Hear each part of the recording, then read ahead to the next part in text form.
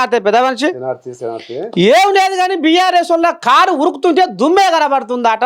మరి మీరు నెగుతారా ఈసారి అంతా మళ్ళీ ఏమన్నా? 1000% గెలుపు ఖాయమే.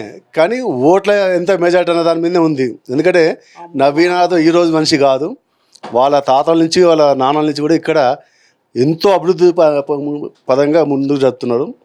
ఇక్కడ ఈరోజు విషయం కాదు ఇది. నవీన్ యాదవ్ గెలుపు ఖాయం. కారే కాదు, బీజేపీ కాదు, ఏది వచ్చినా కూడా నవీన్ యాదవ్ ఎవరు ఆపలేరు. గతంలోనే ఏది లేనప్పుడు కూడా ఎంఐఎం నుంచే దాదాపు సెకండ్ ప్లేస్లో వచ్చిండు. 9,000 ఓట్లతో పోయిండు గతంలో. అప్పుడు చిన్న స్థాయిగా ఉండే. ఇంకా ఈ రోజున మన ప్రభుత్వం, కాంగ్రెస్ ప్రభుత్వం, మరి రేవంత్ రెడ్డి అండగా ఉండి ముందుకు పోతుంటే తప్పనిసరిగా 1000% మరి సెకండ్ సారి కూడా మరి ఏది లేకుండా ఇండిపెండెంట్గా 30,000 ఓట్లతో వచ్చిన వ్యక్తి ఈరోజు ఆ రెండు కలిపితే ఎంత మెజార్టీ వస్తుందో అంత మెజార్టీతో గెలుపు నవీన్ యాదవ్ ఖాయమని చెప్పేసి మీకు ఈ మీడియా ద్వారా మీకు చెప్తున్నాను.